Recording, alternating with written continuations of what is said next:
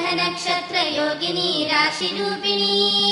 देवीं मन्त्रमयीं नौमि मातृकां पीठरूपिणी प्रणमामि महादेवीं मातृकां परमेश्वरीं कालहल्लोलकलनाशमकारिणी यदक्षरैकमात्रेऽपि संसिद्धे सदधते नरः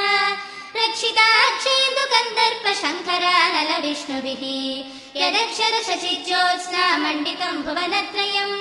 वन्दे सर्वेश्वरीं देवीं महाश्रीसिद्धमातृकाम् यदक्षरमहासूत्रप्रोतमेतज्जगत्त्रयम् ब्रह्माण्डादिकटाहान्तं तां वन्दे सिद्धमातृकाम् यदेकादशमाधारं बीजं कोणत्रयोद्भवम्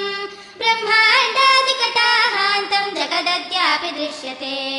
अकचादिततोन्नद्धपयशाक्षरवर्गिणीं ज्येष्ठाग्रबाहुपादाग्रमध्यस्वान्तर्निवासिनीं तामीकाराक्षरोद्धारां सारात् सारां परात्परां प्रणमामि महादेवीं परमानन्दरूपिणीम् अद्यापि यस्या जानन्ति न मनागपि देवताः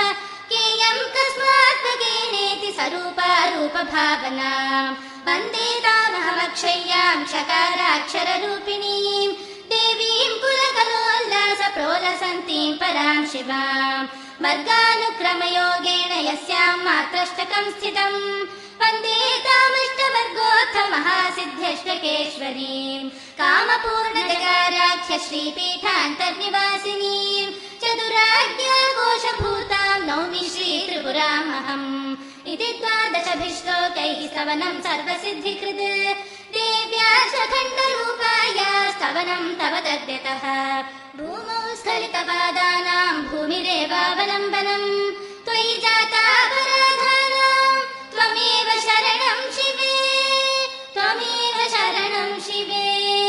त्वमेव शरणं शिवे।